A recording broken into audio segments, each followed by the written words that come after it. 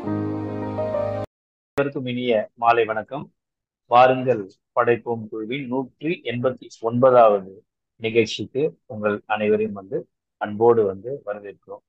இந்த நிகழ்ச்சியில சிறப்பு விருந்தினராக படைப்பாளர் மலர்வதி அவர்களை பங்கேற்க இருக்கிறாங்க.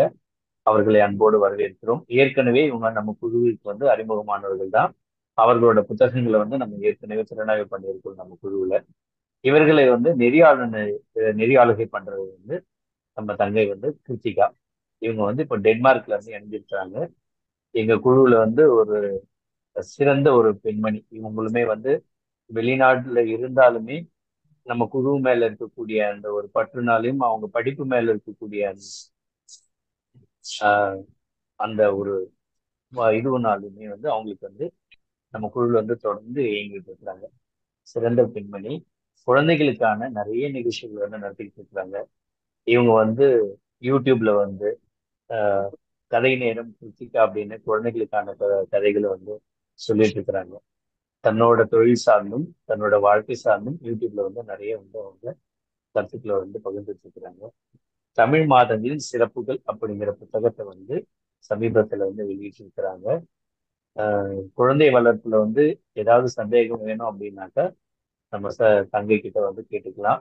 அவங்களோட பேசுறதும் எல்லாமே ஒரு குழந்தைங்களுக்கு ரொம்ப பிடிக்கும். அவங்களோட நடவடிக்கைகள் எல்லாமே இது வரைக்கும் நாங்க நேர்ல சந்திச்சது இல்லை நம்ம குழுவில இருக்கிறவங்க யாருமே. ஆனாலும் தூரத்துல இருந்து காணொலி மூலமாக இணைஞ்சாலுமே ஒரு நல்ல நீண்ட நாள் நெருங்கி பழகின ஒரு அனுபவத்தை அவங்களோட பேச்சும் அவங்களோட செயலும் நமக்கு தெரியும். கூடுதலாக இந்த நிகழ்ச்சிக்கு வந்திருக்கக்கூடிய அனைத்து நண்பர்களும் தோழர்களும் வருக என வரவேற்கிறோம். இனி ஹர்ஷா நம்மளோட எழுத்தாளர் மலர்வதி அவர்களை பற்றின சிறு குறிப்புகள் எடுத்துவாங்க. வாங்க ஹர்ஷா. அனைவருக்கும் வணக்கம். நன்றி அண்ணா. இன்றைய விருந்தினர் மலர்வதி அவர்களை குறித்த ஒரு குறிப்பை இங்கு வாசிப்பதில் நான் பெருமை அடைகிறேன். ஏன்னா இன்னைக்கு இலக்கியவாதிகளிடம் நாம என்ன எதிர்பார்க்கிறோமோ அத்தகைய ஒரு இலக்கியத்தை படைக்கக்கூடிய ஒரு படைப்பாளர் மலர்வதி அவர்கள் அடித்தள மக்களின் வாழ்க்கையை எழுதக்கூடிய ஒருவர். கன்னியாகுமரி மாவட்டத்தை சேர்ந்த இவர் தற்போது கன்னியாகுமரி மாவட்டம் தக்கலையை அடுத்த வெள்ளிக்கோடு பகுதியில் வசித்து வருகிறார். தமிழ்நாடு திறந்தநிலை பல்கலைக்கழகம் வழியாக தமிழ் கற்றுள்ளார். 2008ஆம் ஆண்டு வெளிவந்த காத்திருந்த கருப்பாயி நாவல் இவரின் முதல் படைப்பு. அதன் பின் 2012ஆம் ஆண்டு வெளியான தூப்புக்காரி நாவல் சாகித்ய அகாடமி விருது, யுவ புரஸ்கார் விருதையும் பெற்றுள்ளது. காட்டுக்குட்டி நாவல் 2015இல் வெளிவந்துள்ளது. 2015ஆம் ஆண்டு முதல் குமுதம், தீரா நதியில் சூழல் சார்ந்த கட்டுரைகள், எழுத்து ஆளுமைகளின் நேர்காணல்கள், சிறுகதைகள் என எழுதி கொண்டிருக்கிறார். அது மட்டும் அல்லாது இவரின் படைப்புகளாக கருணை, இயேசுவின் கல்லூரி கண்ணீர், கல்வாரி கண்ணீர், இது ஒரு கட்டுரை தொகுப்பு, கழுமரத்தில் தொங்கிய கடவுளின் அன்பு, சிலுவை வழி சிகரம், காத்திருந்த கருப்பாயி, தூப்புக்காரி, இந்த நாவலை எழிலினி பதிப்பகம் தான் வெளியிட்டு இருக்கிறது. காட்டுக்குட்டி அப்படிங்கிற ஒரு நாவல், அதுக்கப்புறம் கருப்பட்டி அப்படிங்கிற ஒரு சிறுகதை தொகுப்பு, அது மட்டும் இல்லாம வெற்று பக்கங்கள் அப்படிங்கிற ஒரு சிறுகதை தொகுப்பு, 40 நாள்கள் அப்படிங்கிற ஒரு நாவல், கடவுளை சுத்தம் செய்தவன், இந்த நாவல் கடந்த ஆண்டுதான் எழிலினி பதிப்பகத்தின் வாயிலாக வெளிவந்தது. காய்ந்த பூ அப்படிங்கிற ஒரு நாவல், இப்படி பல நாவல்களையும் சிறுகதைகளையும் கட்டுரைகளையும் எளிய மக்கள் குறித்து எழுதக்கூடிய ஒரு மிக சிறந்த எழுத்தாளர். சாகித்ய அகாடமி யுவ புரஸ்கார் விருது மட்டுமின்றி சின்னப்ப பாரதி விருதை பெற்றிருக்கிறார். யாவரும் பதிப்பகம் புதுமை பித்தன் விருதை பெற்றிருக்கிறார். புதிய தலைமுறை நம்பிக்கை நட்சத்திரம் விருதை பெற்றிருக்கிறார். கோவை வாசகர் வட்டம் புதுமை பித்தன் விருதை பெற்றிருக்கிறார். திருப்பூர் தமிழ்ச்சங்கம் விருதை பெற்றிருக்கிறார். அசாம் தமிழ்ச்சங்க விருது பெற்றிருக்கிறார். பேரவை கவிஞர் கவிமணிதாசன் விருதை பெற்றிருக்கிறார். எழுத்தாளர் சுந்தர ராமசாமி விருதை பெற்றிருக்கிறார். அமுதன் இலக்கிய விருதை பெற்றிருக்கிறார். அது மட்டுமல்லாது அன்னை ஆதா விருது, இலக்கிய நாயகி விருது, புதின தென்றல் விருது, இலக்கிய சாரல் விருது என பல விருதுகளை பெற்றுள்ள மிகச்சிறந்த ஒரு படைப்பாளியை இன்று நேர்காணலில் நாம் அனைவரும் சந்திக்க இருக்கின்றோம். அவர்களை அன்போடு வரவேற்று நேர்காணலை தொடங்குமாறு கிருத்திகா அவர்களை அன்புடன் கேட்டுக்கொள்கிறேன். நன்றி. நன்றி ஹர்ஷாக்கா. நன்றி மலர்வதி அக்கா. நன்றி, வணக்கம். நிகழ்ச்சிக்கு வருக வருக என்று வரவேற்கிறோம். என்னுடைய முதல் கேள்வி என்ன அப்படின்னா இப்போ ஹர்ஷாக்கா உங்களை பத்தின ஒரு அறிமுகம் கொடுத்தாங்க. ஆனா எழுத்தாளர் மலர்வதி அப்படின்னு ஒருத்தங்க உங்களை பத்தி என்ன மாதிரி யோசிக்கணும் அப்படின்னு நீங்க நினைக்கிறீங்க அப்படிங்கிறத கருத்தை சொன்னீங்கன்னா ரொம்ப நல்லா இருக்கும். வணக்கம். குழுவில் உள்ள எல்லாருக்குமே வணக்கம். நிகழ்ச்சியை துவங்கி வைத்தவர், அப்புறம் என்னை பத்தி அறிமுகம் சொன்னவங்க, நிறைய ஆளுகை பண்ணக்கூடியவங்க, என்னை இந்த நிகழ்வுக்கு அழைத்து ஒருங்கிணைத்த நிதா மோகன் தானே, அவங்களுக்கு எல்லாருக்கும் நன்றி சொல்றேன். இப்போ எழுத்தாளர் அப்படின்னு சொன்ன உடனே ஒரு சராசரியிலிருந்து வித்தியாசமான ஒரு பார்வையை தான் மக்கள் வைக்கிறாங்க. நாங்களும் என்ன அப்படின்னா ஒரு சக வாழ்க்கைக்குள்ளாலதான் இருக்கிறோம். வேற்று ஒரு இடத்துலயும் இல்ல. மக்களோடு மக்களாக அன்றாட வாழ்க்கை சூழல்களோட தான் நாங்களும் பயணிச்சுட்டு இருக்கிறோம். அதுல என்ன நமக்கு சில விஷயங்கள் தென்படும் போது அதுல ஒரு கருவை உருவாக்கி அது சமூகத்துக்கு கொடுக்குறோம். அது விழிப்புணர்வாக, இல்லைன்னா இந்த சமூகம் சார்ந்த பல பிரச்சனைகளுக்கு ஒரு ஒரு விடிவாக அந்த எழுத்தை நாங்க வைக்கிறோம். இப்ப எழுத்தாளர் மலர்வதி அப்படின்னு சொன்ன உடனேயே நான் இந்த 12 ஆண்டுகள் ஆகுது, 11 ஆண்டுகள் நிறைவு பெற்றுட்டு இலக்கிய உலகத்துல அப்ப எழுத்தாளர் மலர்வதி அப்படின்னு சொன்ன உடனே மக்களுடைய நினைவுல வர்றது, எனக்கு என்ன அறிமுகம் செய்தது போல அடித்தட்டு மக்களுடைய வாழ்க்கை எழுதக்கூடியவங்க அப்படிங்கிற ஒரு பார்வையை தான் என் மேல வச்சிருக்காங்க. அந்த ஒரு பார்வை இப்போ என்னுடைய முதல் 2வது நாவல் தூப்புக்காரி, அத பத்திய ஒரு பின்புலத்தோடே தான் என்ன பாக்குறாங்க. எழுத்தாளர் மலர்வதி ஒரு பகுத்தறிவினுடைய ஒரு ஒரு வெளிச்சமாக, ஆனா அது மக்கள்கிட்ட நான் எதுவுமே, நம்ம இப்ப சராசரியாக வாழும்போது ஒரு பகுத்தறிவு சார்ந்த ஒரு விஷயங்களுக்கான விவாதங்களுக்கு எல்லாம் நான் போறது கிடையாது. ஆனா குறிப்பாக என்னை பத்தி ஒரு வாசகர் மத்தியில இருக்கக்கூடிய ஒரு கணிப்பு என்ன அப்படின்னா, மலர்வதியினுடைய எழுத்துக்களும் அவங்களுடைய வாழ்க்கையும் ரெண்டாக இல்ல. அது அவங்களுடைய கணிப்பு என்னை பொறுத்தவரை சரியாக இருக்கு. அவங்களுடைய வாழ்க்கை வேற, எழுத்து வேற, அப்படி அவங்க வாழவே இல்லை அப்படின்னு அவங்க நான் சில மேடைகள்ல பேசும்போதும் சரி, மற்றபடி என்னுடைய படைப்புகளை வாசிக்கும் போதும் சரி, என்னுடைய அன்றாட வாழ்க்கையை கூர்ந்து பார்க்கக்கூடிய வாசகர்களாக இருந்தாலும் சரி, அந்த எழுத்தையும் அந்த இலக்கியத்தையும் பிரிக்காத அளவுக்கு எனக்கு மற்ற எழுத்தாளர்களுடைய அவங்களுடைய சூழலையோ அல்ல அவங்க இப்படி இருக்காங்க அப்படி சொல்ல முடியாது, தெரியாது. அதுக்கான ஒரு அதிகாரம் கூட நமக்கு கிடையாது. ஏன்னா ஒவ்வொரு படைப்பாளிகளுக்கும் ஒவ்வொரு திறன்களும் முகங்களும் இருக்கு. அது அவங்கவுங்க சார்ந்த சூழலும் வாழ்க்கையும் அப்படி ஒரு இதை வச்சிருக்கோம். ஆனா எனக்கு வாசகர்கள் சொல்லக்கூடிய ஒரு கணிப்புப்படி நானும் என்னுடைய எழுத்தும் என்னைக்குமே ரெண்டாக இல்லை. நாங்க ஒன்னாவே இருக்கோம். அதுல ஒரு கற்பனை அதீத கற்பனைகளையும் அதீதமான ஒரு வேற விஷயங்களையும் புகுத்தாம ஒரு வாழ்க்கையில நான் என்ன காண்றேனோ அதை அப்படியே கொடுக்குறேன். என்ன வாழ்க்கை வாழ்றேனோ அதை நான் கொடுத்துட்டு இருக்கிறேன். அந்த ரெண்டையுமே, எழுத்தையும் என்னுடைய வாழ்க்கையும் நான் பிரிச்சு பார்க்காத அளவுக்கு வாழ்ந்துட்டு இருக்கிறேன் அப்படிங்கிறத என்னுடைய ஒரு எழுத்தாளர் நிலையில இருந்து எனக்கு சொல்ல தோணுது, சொல்ல முடியுது. ரொம்ப அருமை அக்கா. ஏன்னா நான் இந்த நேர்காணலுக்காக தான் உங்களுடைய புத்தகத்தை படிச்சேன். அதுக்கு முன்னாடி நீங்க கூட உங்களை பத்தின குறிப்பு அனுப்பிட்டான்னு கேட்டீங்க. எனக்கு குறிப்பு வேண்டாம், நான் புத்தகத்தை படிச்சு முடிச்சிடுறேன் அப்படின்னு சொன்னேன். ஸோ அந்த புத்தகத்தை, உங்களுடைய கதைகளை படிக்கும் பொழுது நீங்க வாழ்ந்த வாழ்க்கையோட அனுபவங்களை தான் நீங்க பகிர்ந்திருக்கீங்க அப்படிங்கிறது ரொம்ப ஒரு ஒரு ஒரு வாசகரா என்னால உணர முடிஞ்சது. அதையே தான் நீங்களும் சொல்லணும்னு நினைக்கிறீங்க அப்படிங்கறத தெரிஞ்சுக்கும் போது ரொம்ப சந்தோஷமா இருக்கு. என்னுடைய 2வது கேள்வி என்ன அப்படின்னு பாத்தீங்கன்னா எந்த ஒரு கஷ்டமுமே படாம ஒரு சராசரியான வாழ்க்கைய வாழ்றவங்களுக்கு உங்களுடைய நாவல்ல வரக்கூடிய கதாபாத்திரங்கள் முதல் முறை படிக்கும்போது ரொம்ப ரொம்ப கனமானதா இருக்கும். இப்போ நான் ஃபர்ஸ்ட் படிச்ச நாவல் காத்திருந்த கருப்பாயி. ஸோ காத்திருந்த கருப்பாயி கவர் போட்டோ பார்க்கும்போது ஏதோ த்ரில்லர் நாவல் ஆட்டிருக்கு அப்படிங்கிற ஒரு எண்ணத்துல தான் நான் எடுத்தேன். ஒரு லெவலுக்கு மேல அதோட கனத்தை என்னால தாங்க முடியல. ஒரு பிரேக் எடுத்துட்டு மறுபடிதான் என்னால படிக்க முடியும். நான் இதுவரைக்கும் படிச்ச அனுபவத்துல எனக்கு ரொம்ப கனமா இருந்தது. சோ அந்த மாதிரி உங்களுடைய கேரக்டரைசேஷன் ஆகட்டும், உங்களுடைய கதை கருவாகட்டும், உங்களுடைய புத்தகங்களோட கவர் பேஜ் டிசைன் ஆகட்டும், அது எல்லாத்தையும் எப்படி நீங்க உருவாக்குறீங்க அப்படின்னு தெரிஞ்சுக்கணும்னு எனக்கு ரொம்ப ஆசை. சரி சரி. இப்போ கஷ்டங்களை மட்டும்தான் கொடுக்கணும் அப்படிங்கிறது என்னுடைய ஆசை இல்லை. ஏன்னா நிறைய பேர் என்கிட்ட படிச்சுட்டு நீங்க என்ன சொன்னது மாதிரிதான் சொல்லுவாங்க. என்ன சொல்லுவாங்கன்னா, மலர்வதியினுடைய படைப்புகளை படிக்கணும் அப்படின்னு சொன்னா இன்னொரு இதயம் வேணும், இன்னொரு இதயத்தினுடைய ஒரு வலிமை வேணும். எனக்கு எல்லா படைப்புகளுமே ஒரு சோகத்தை சொல்லுது, அல்லன்னா அது ஒரு துன்பத்தை, ஒரு துன்பவியல் சார்ந்துதான் அது முடிக்கப்படுது, எங்களுக்கு அதை படிக்க முடியல.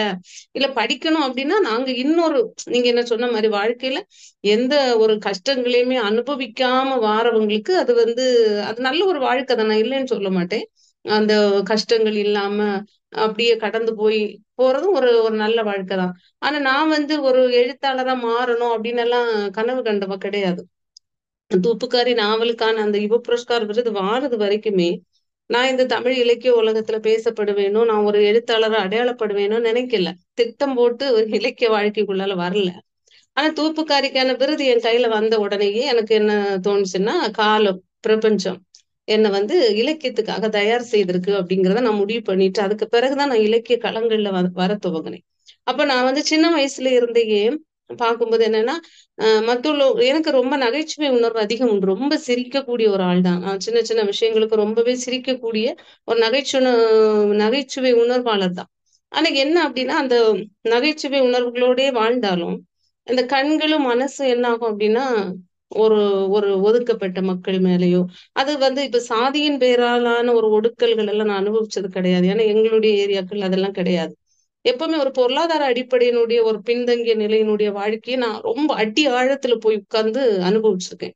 அப்ப அந்த பொருளாதாரம் சார்ந்த ஒரு ஒடுக்கல்கள், பின்னடைவுகள் கூட ஒரு தரித்திய வலிய கொடுக்கும். அதுலயும் நம்ம ஒரு பெண்ணா பிறந்துட்டோம் அப்படின்னா, ஒரு ஏழை வீட்டுல ஒரு பெண்ணா இருந்தா அந்த பொண்ணுக்கு அறிவு இருக்கக்கூடாது. அது மொத்தத்துல எங்கேயுமே அப்படிதான். பெண்கள் அறிவு சார்ந்து பேசக்கூடாது, அவங்களுக்கு திறமை இருக்கக்கூடாது. அதை இந்த சமூகம் உடனே இந்த இடத்துல இருந்து இப்படி ஒரு சேற்றுல இருந்து செந்தாமரை வர அப்படிங்கிற மாதிரி அதை ஏற்றுக்கொள்ள மாட்டாங்க. அது இன்னொரு இன்னொரு பார்வையில போயிட்டே இருக்கும். இப்ப காத்திருந்த கருப்பாய் நீங்க படிச்சேன்னு சொன்னீங்க. ஆனா இன்னைக்கு கூட நம்முடைய இதுல நிறைய எனக்கு அழகு நிலையங்கள் மேல வெறுப்பு கிடையாது. இல்லைன்னா பெண்கள் தங்களை அழகுபடுத்துதலையும் எனக்கு வெறுப்பு கிடையாது. ஆனா ஒரு பெண் இப்படித்தான் இருக்கணும், அழகியல் கூறுகளோடு இருக்கணும் அப்படிங்கிற ஒரு வர்ணனை மேல எனக்கு வேற ஒரு ஒரு இது உண்டு. ஏன் அப்படி ஒரு பெண்ணுக்கு மட்டும் அப்படி சொல்லணும் அப்படிங்கிற ஒரு இது உண்டு. அப்ப காத்திருந்த கருப்பையில வரக்கூடிய அந்த சுந்தரி கதாபாத்திரம் அது எங்க ஊர் கிராமம்னு சொல்ல முடியாது, நகரம்னு சொல்ல முடியாது. ஆனா ஒரு பிற்போக்குகள் நிறைந்த ஒரு இதுதான். அது ஒரு என்ன ஒரு அழகு, அந்த நிறத்தின் அடிப்படையில பெண்கள் அழகுன்னு குறிப்பீடு செய்யும் போது அதுல ஒரு பெண் என்னென்ன சிக்கல்களை அனுபவிக்க முடியும், அப்ப அவளுக்கு எவ்வளவு திறமை இருந்தாலும் அந்த நிறத்துக்காக எப்படி பின்னால விடுறாங்க. அப்ப நான் இதெல்லாம் வாழ்க்கையிலயும் கொஞ்சம் அனுபவப்பட்டிருக்கேன். சிறுமியா இருக்கும்போது நிறம் குறைவா இருந்தா டான்ஸுக்கு எடுக்க மாட்டாங்க, வேற ஏதோ ஒரு முன்ன இடத்துல கொண்டு விட மாட்டாங்க. இப்ப கூட நான் சமீபத்துல ஒரு கவிதை படிச்சேன். என்னோட கவிதையில இன்னொரு எழுத்தாளர் குமரி யாதவனுடைய ஒரு கவிதையை படிச்சேன். அதுல என்னன்னா, ஒரு பொண் பள்ளிக்கூடம் சார்ந்த நிறைய விருதுகள் வாங்கியிருக்கா. அந்த விருதுகள் எல்லாம் அலுவலக அறையில வச்சிருக்காங்க. ஆனா ஒரு சீஃப் கெஸ்ட் வரும்போது அங்க வரவேற்புக்கு யார விடுறாங்கன்னா அந்த பொண்ணு கிடையாது. அங்க யார் பாக்குறதுக்கான ஒரு ஒரு அழகுங்கிற குறியீடோட வச்சிருக்காங்களோ அந்த சிறுமிகளை முன்ன விடும்போது இந்த பிள்ளை ரொம்ப பின்னடைவு அனுபவிக்கிற மாதிரி ஒரு அழகான ஒரு கவிதை வரும். அதே மாதிரி இது மாதிரி ஒரு பின்னால விடும்போது ஏற்படக்கூடிய அந்த வலிகள் எல்லாம் நான் ரொம்ப ரொம்ப அனுபவிச்சிருக்கேன். ஏன் சார்ந்த பிள்ளைங்கள் நிறைய பேர் இந்த சிக்கல்களை அனுபவிக்கும் போது அது ஏன் வலியா நான் ஃபீல் பண்ணுவேன். அப்ப என்ன அப்படின்னா, அந்த சுந்தரி கதாபாத்திரம் நீங்க சொன்னீங்க அது கனமா இருந்தோம் அப்படின்னா, ஆனா அதுல அந்த அந்த கதாபாத்திரம் அனுபவிச்ச வாழ்வியலுங்கிறத நான் முழுவதும் கொடுக்கல, கொஞ்சம் தான் கொடுத்தேன். ஆனா என்னுடைய ஒரே இலக்கு என்ன இருந்ததுன்னா, பெண்கள் நிறம் தாண்டக்கூடியவர்கள். அங்க கருப்பு அதெல்லாம் ஒரு விஷயம் இல்ல. அவளுடைய குணம், அவளுடைய தைரியம், அவளுடைய வீரம், இதுதான் ஒரு பெண்ணுடைய அழகா இருக்க முடியும் அப்படின்னு நினைச்சிட்டுதான் நான் அந்த கதையை அப்படி இது பண்ணேன். அது மாதிரி எனக்கு தெரியாது. நீங்க சொன்னீங்களே, கேட்டீங்களே, வாழ்க்கையில கஷ்டமே அனுபவிக்காத ஒரு சூழல். நான் நினைப்பேன் எல்லாருக்குள்ளயும் பிரச்சனைகள் இருக்கு, எல்லாருக்கும் கஷ்டங்கள் இருக்கு, அப்படிதான் நினைக்கிறேன். எல்லாருக்கும் ஏதோ அவங்கவுங்க வாழ்க்கை நிலைக்கான சிக்கல்கள், பிரச்சனைகள் இருக்கு, கஷ்டம் இல்லாம யாரும் இருக்க முடியாது அப்படின்னு நினைக்கிறேன். ஆனா அந்த ஒரு அனுபவிக்காமலே வாழ்றவங்களுக்கு இதை படிக்கும்போது இப்படி இருக்குமா? ஏன்னா என்னுடைய சமீபத்த கைதப்பூ நாவல் படிச்சுட்டு ஒருத்தர் இப்படிதான் சொன்னாங்க, இப்படி இருக்க முடியுமான்னு கேட்டாங்க. நான் பொய் எழுதவே இல்லை. ஏன்னா இப்படிதான் இருக்கு. ஏன்னா நீங்க வந்து நகரப்புறங்கள்ல வாழ்களுடைய வாழ்க்கை சூழல்கள் சுத்தமா வேற. கொஞ்சம் வந்து ஒரு அறிவு சார்ந்த வாசிப்பு இல்லாத அல்லனா ஒரு மத அடிப்படையில வளரக்கூடிய மக்களுடைய மனநிலைங்கிறது வேற. அப்ப இதுல நான் வந்து என்னுடைய கண்களுக்கு பார்வைக்கு ரொம்ப, அதாவது சூரியன் ஊடுருவாத இடங்கள்ல கூட என்னுடைய பார்வையில் இறங்கி போறதுனால எனக்கு நிறைய விஷயங்களை பிடிச்சு எடுக்க முடியுது. நான் பொய் சொல்லல. அதுல இருந்து எழுதும்போது அந்த விஷயங்கள் வந்து ஒரு கனமாக எனக்கு இருக்காது. நான் எழுதும்போது எனக்கு கனம் இருக்காது. இப்ப காட்டுக்குட்டி நாவல் எழுதும்போது எனக்கு பயங்கரமான கனம் இருந்தது. ஒரு ஒரு ஒரு பாலியல் ரீதியாக ஒரு பெண் வந்து உடம்ப எப்படி ஒரு சமூகத்துக்கு கொடுக்கும்போது அந்த பெண் அனுபவிக்கக்கூடிய சில வேதனைகள் எழுதும்போது நான் நிறைய தடவை அந்த மூடி வச்சுட்டு வெளியே போயிருவேன். அப்படி கனங்கள் இருந்தது. ஆனா ஒரு வாசகர்கள் அனுபவிக்கக்கூடிய கனத்தை எனக்கு உணர முடியாதது. ஒருவேளை நான் என் லைஃப்ல அதை விட ஒரு பெரிய உணர்வு சிக்கல்களோ வலிகளோ அனுபவிச்சுதான் இருக்கலாம் அப்படின்னு தான் நான் நினைக்கிறேன். அஹ் ரொம்ப அருமையா சொன்னீங்கக்கா. நீங்க நீங்க சொல்ற மாதிரி இப்போ இந்த 80s கிட்ஸ் 90s கிட்ஸ்ன்னு பிரிக்கிறாங்கல்ல, அவங்கெல்லாம் ஆமா. நீங்க சொல்ற மாதிரி அந்த பெருநகரங்கள்ல வளர்றவங்களுக்கு இல்ல, சாயந்தரம் அம்மா பிடிச்ச ஸ்நாக்ஸை செஞ்சு வைக்கலையா, அப்பா ஆமா. கேட்ட விஷயத்த வாங்கி தரலையா, அதுதான் வந்து அவங்க வாழ்க்கையில சிரமம்னு பார்த்திருப்பாங்க. இந்த மாதிரி விஷயங்கள் வந்து அவங்களுக்கு படிக்கும் பொழுது இல்ல, ஓ இப்படியும் மக்கள் இருக்கிறாங்களா அப்படிங்கிற ஒரு அஹ், கண்ணோட்டத்தை வந்து ஆரம்பத்துல நான் அந்த கேள்வியில சொன்ன மாதிரி கனமாக இருக்கிற மாதிரி இருந்தாலும் அந்த நாவலை படிச்சு முடிக்கும் பொழுது இல்ல, அவங்களுக்குள்ள அவ்வளோ ஒரு அழகு நீங்க கொடுக்குறீங்க. உம் காட்டுக்குட்டியில வந்து அந்த ஒவ்வொரு கேரக்டரும், ரமணி ஆகட்டும், காட்டுக்குட்டி ஆகட்டும், அவங்க அவங்க அவ்வளவு உணர்வு பூர்வமா நிறைய கஷ்டங்களை அண்டகோ பண்ணாலும் இல்ல, அத உம் அந்த கதையை நீங்க முடிக்கும் போது அவங்கள நம்ம என்னைக்குமே மறக்க முடியாத ஒரு ஒரு ஒரு பாசிட்டிவ் நோட்ல, அவங்க கஷ்டத்திலேயே அவங்களுடைய வாழ்க்கை முடிஞ்சிருந்தாலும் அந்த கேரக்டர் மேல நம்ம ரொம்ப ஒரு உயர்வான ஒரு மதிப்பு ஆமா. வைக்கிற மாதிரி தான் வந்து எல்லா நாவல்ஸுமே வந்து உங்களுது இருந்தது. ஸோ இது வந்து நீங்க பார்த்த மனிதர்கள், நீங்க வாழ்க்கையில பார்த்த விஷயத்தை தான் வந்து நீங்க கதையில கொண்டு வந்திருக்கீங்க அப்படின்னு சொல்றீங்க. அது வந்து உம் இப்போ 100% அதே மாதிரி மனிதர்களா, இல்ல அதுல கொஞ்சம் கற்பனையும் கலந்திருந்ததா அப்படின்னு சொல்ல முடியுமாங்கக்கா? அது இல்லாம எனக்கு காட்டுக்குட்டியில வந்து ஒரு வரி வந்து ரொம்ப ரொம்ப பிடிச்சது. இந்த உம் உலகில் தோன்றிய உயிர் கொண்ட அனைத்தும் தன் மரணத்திற்கு பிறகும் இந்த பிரபஞ்சத்தின் ஏதோ ஒரு வளத்தில் ஒட்டிக்கொண்டே கிடந்து உம் தன் இயக்கத்தை கொடுத்து கொண்டே இருக்கும் அப்படின்னு எழுதியிருந்தீங்க. உம் இந்த மாதிரி நிறைய வாசகங்கள் நான் படிச்ச அந்த 4 நாவல்ல காட்டுக்குட்டியில இந்த மாதிரி நிறைய வாழ்க்கை தத்துவத்தை வந்து நீங்க பொதிச்சு வச்சு எழுதியிருந்தீங்க. இது உம் உங்க வாழ்க்கையில நீங்க பட்ட கஷ்டத்தின் அனுபவத்தின் மூலியமா உங்களுக்கு தோணுன விஷயமா, இல்ல நீங்க கேட்ட விஷயமா அப்படிங்கிற ஒரு கியூரியாசிட்டி எனக்கு ரொம்ப இருந்தது.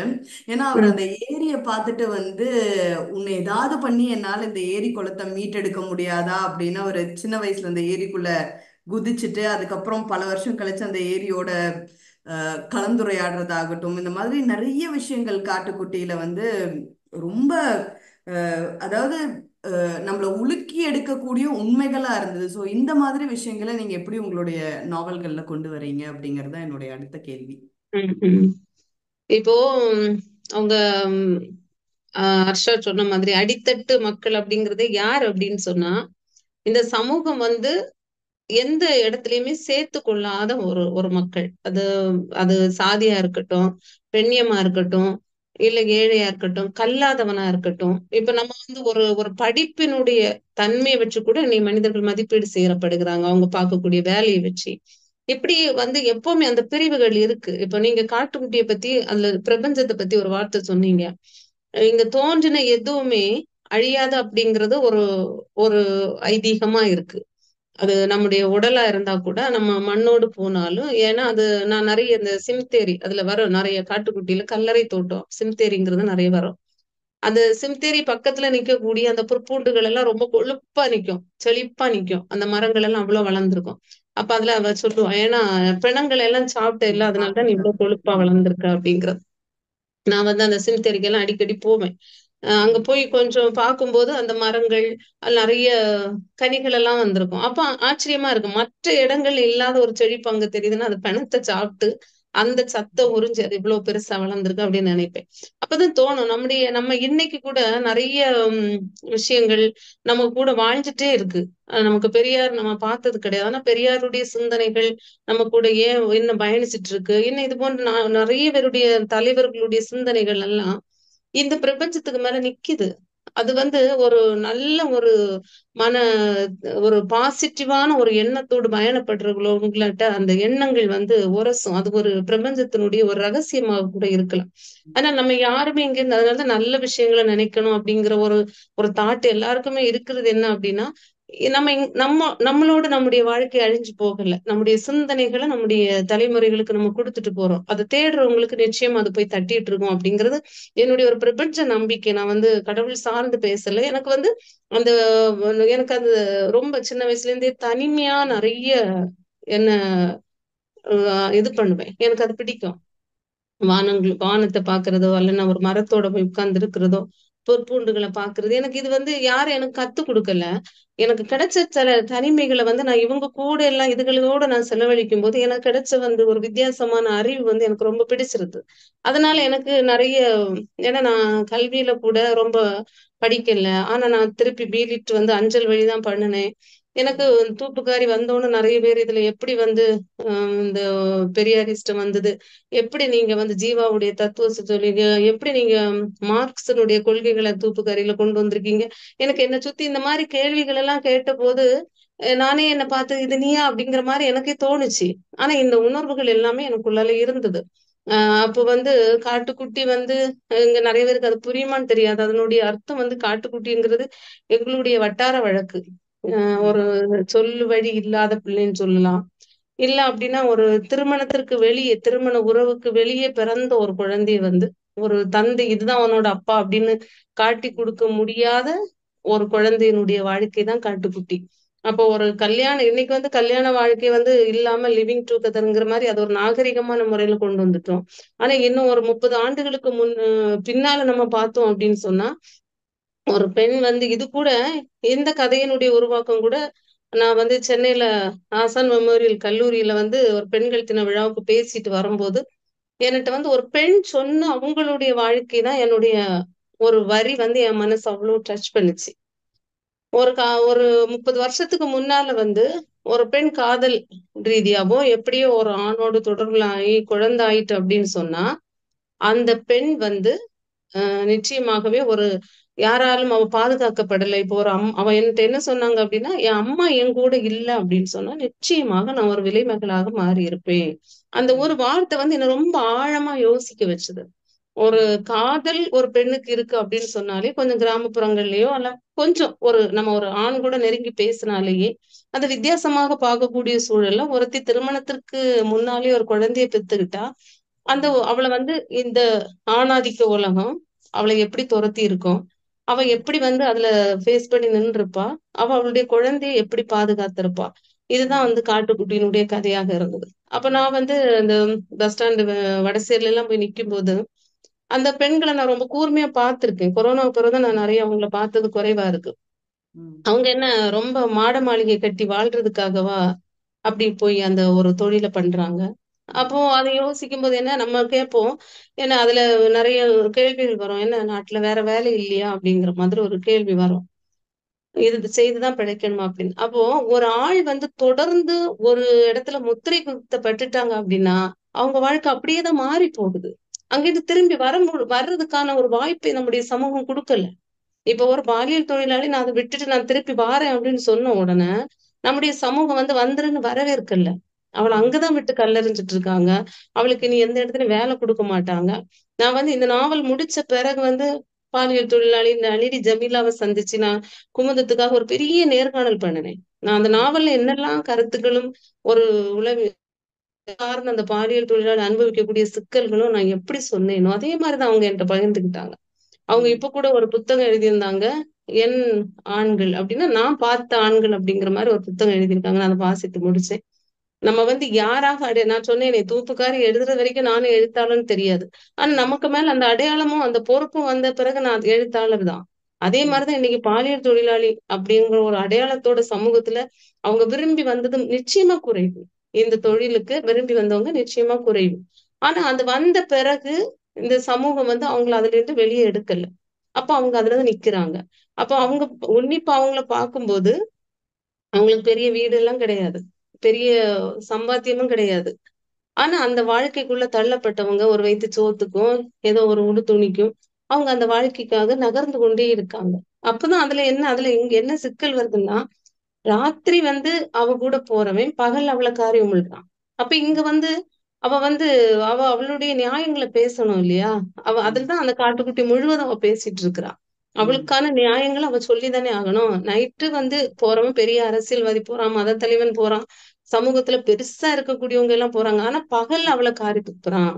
அப்போ அவளுடைய நியாயங்கள அந்த நாவல் முழுக்க அவ பேசிட்டே வரா. அவ ஒரு கூடு அணைகிறதுக்காக ஏங்குறதும், இது வந்து ஒரு பெண்ணிய பார்வையில இருந்து நம்ம பார்க்கும்போது, நமக்கு ஒரு விருப்பமில்லாத ஒரு ஆணினுடைய உரசலே நமக்கு அருவருப்பாக இருக்கும்போது, ஒரு பெண் தன் உடலை கொடுக்கும் அளவுக்கு இந்த சமூகத்தால் தான், அதாவது அழகா இவர் நம்ம ஜெயகாந்தன் சொல்லுவாரு. ஒரு ஊரில் ஒரு விலைமகள் இருந்தாளுங்கிறதை விட, பல ஆண்களால் ஒரு விலைமகள் உருவாக்கப்பட்டாள் அப்படின்னு சொல்லுங்கன்னு சொன்னார். அதான் உண்மையான விஷயம். இப்படி நம்ம வந்து ஒரு களத்தை நான் எடுக்கும்போது, அந்த களத்துக்குள்ளால ரொம்ப ஊடுருவி, அவங்களாகவே என்னுடைய மனநிலையை மாற்றும்போது, அவங்களோட இன்னும் எனக்கு இருக்க முடியுது. ம். மிக அருமைங்கக்கா. ஏன்னா யூஸ்வலா வந்து இந்த மாதிரி விலை மாந்தர்கள் பத்தி நம்ம படிக்கும் போதெல்லாம் ஏதோ ஒரு இடத்துல ஒரு அருவருப்பு மாதிரி உம் ஒரு தோணும். ஆனா உங்களுடைய காட்டுக்குட்டியில வந்து எந்த ஒரு இடத்துலயுமே வந்து ஒரு இம்மி பசிக்கு கூட அந்த ரமணி அப்படிங்கிற ஒரு கேரக்டரை வந்து நம்மளால தப்பானவங்களா பார்க்க முடியாத பார்க்க அளவுக்கு முடியுது. உங்களுடைய உணர்வுகளை வந்து நீங்க ரொம்ப அழகா வெளிக்கொண்டு வந்திருந்தீங்க. அதுக்கு ரொம்ப நன்றின்னு தான் நான் சொல்லுவேன். ஏன்னா இந்த நன்றி. மாதிரி ஒரு பெர்ஸ்பெக்டிவ் ஒரு ஹியூமன் பீயிங்க்கு இருக்கு அப்படிங்கறத வந்து எல்லாருமே புரிஞ்சுக்கணும். அதே மாதிரி அத வந்து ஒரு ஒரு ஒரு ஒரு எப்படி சொல்றதுன்னா ஒரு ஒரு டார்க் லைன்ல போகக்கூடிய ஒரு ஸ்டோரியில இதுதான் அவங்க வாழ்ற யதார்த்தம், அதை உம் புரிஞ்சுக்கோங்க அப்படின்னு எந்த ஒரு அட்டாச்மெண்ட்டும் இல்லாம நீங்க ரொம்ப அழகா கொடுத்திருந்த மாதிரி தான் எனக்கு அந்த நாவலை படிச்சு முடிச்சதுக்கு அப்புறம் தோணுச்சு. சரி. என்னுடைய அடுத்த கேள்வி வந்து உம் வாசகர்கள்ட்ட வந்து விமர்சனங்கள் பல மாதிரி வரும். உம் அதுல நல்ல விமர்சனங்களை நீங்க எப்படி எதிர்கொள்றீங்க? ஒரு மோட்டிவேஷனா பாக்குறீங்களா? அதே மாதிரி எதிர்மறையா வரக்கூடிய விமர்சனங்களை நீங்க எப்படி பாக்குறீங்க அப்படின்னு தெரிஞ்சுக்க ஆசைப்படுறேன்க்கா. உம் இப்ப வந்து நல்ல விமர்சனங்கள் அப்படி இப்போ பொதுவா நமக்கு எல்லாமே ஏத்துக்க வேண்டியதான். நல்ல விமர்சனங்கள்லாம் என்ன சொல்லுவாங்க, ஒரு படைப்பை படிச்சுட்டு இப்ப நீங்க சொன்னீங்க இல்லையா, நமக்கு வந்து அந்த கனத்தை ஏற்படுத்துது அப்படிங்கிற மாதிரி. அது வந்து ஒரு நல்ல நல்லா இருந்தது. இப்ப தூப்புக்காரியை படிச்சுட்டு சொல்லுவாங்க, ஒரு வாரம் தூங்கல, சாப்பிட முடியாம இருந்தோம், கஷ்டப்பட்டோம், இப்படின்னு எல்லாம் அந்த உணர்வுகளை சொல்லுவாங்க. ஒரு வாசகர்கள் வந்து எனக்கு எனக்கு கிடைக்கக்கூடிய ஒரு இன்னொரு வந்து அது எனக்கு என்ன சொல்றது, அது நெகட்டிவான விமர்சனம் சொல்ல தெரியல. ம். பொதுவா இப்போ காத்திருந்த கருப்பாயி, தூப்புக்காரி, காட்டுக்குட்டி, கைதப்பூவு, 40 நாள்கள், இப்படி 5 நாவல் முடிச்சிருக்கேன். இதுல வந்து எல்லாமே வந்து பெண்களை மட்டும் மையமா வச்சுட்டு இருக்கக்கூடிய ஒரு நாவலா நீங்க கொண்டு வந்துட்டு இருக்கீங்க. சார்ந்த உணர்வுகளை மட்டும்தான் ஊடுருவி தொட்டு எழுதிட்டு இருக்கீங்க. ஆண்களுடைய உணர்வுகளை நீங்க எழுதல அப்படிங்கிற மாதிரி ஒரு ஒரு ஒரு இது என்கிட்ட வந்திருக்கு. அப்ப என்ன அப்படின்னா, நான் வந்து ஆண்களை வந்து எழுதக்கூடாது அப்படிங்கிறது இல்ல. நான் அதுக்கு பிறகு இப்ப கல்யாணம்னு ஒரு நாவல் முடிச்சிருக்கேன். அதுல வந்து ஆண்களை பத்தி தான் எழுதியிருக்கேன்.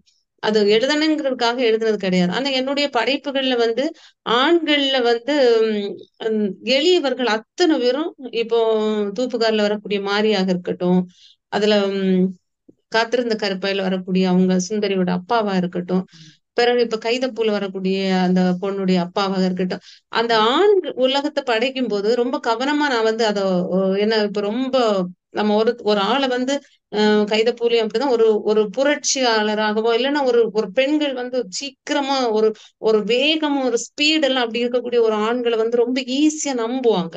அவங்களுக்கு வந்து ஒரு ஒரு முத்திரையை கொடுத்துருவாங்க. ஆனா ஒரு யாருமே திரும்பி பார்க்காத ஒருத்தங்கிட்ட இருக்கக்கூடிய ஒரு மனசு வந்து நான் நிறைய கதைகள்ல நான் சொல்லிட்டு தான் இருக்கேன். அது ஆண்களை சொல்லக்கூடாது அப்படிங்கிறது கிடையாது. இது வந்து ஒரு ஏன்னா எனக்கு ஒரு ஆண் சார்ந்த விஷயங்களை நீங்க பேசல அப்படிங்கிறது எனக்கு ஒரு ஒரு விமர்சனம் வரும்போது நான் யோசிக்கக்கூடிய விஷயம். மத்தபடி இன்னும் இலக்கியம் சார்ந்து இலக்கிய ரீதியாக வரும்போது அது நம்மள பிடிக்காதுங்கிறதுக்காக சொல்லுவாங்களான்னு கூட தெரியாது. இலக்கியவாதிகள் சொல்லும்போது தூப்புக்காரி வந்த நேரத்துல நான் நிறைய விமர்சனங்கள் வந்து என் வீடு தேடி வந்து கைப்பிரதி வாங்கி பார்த்தவங்க உண்டு.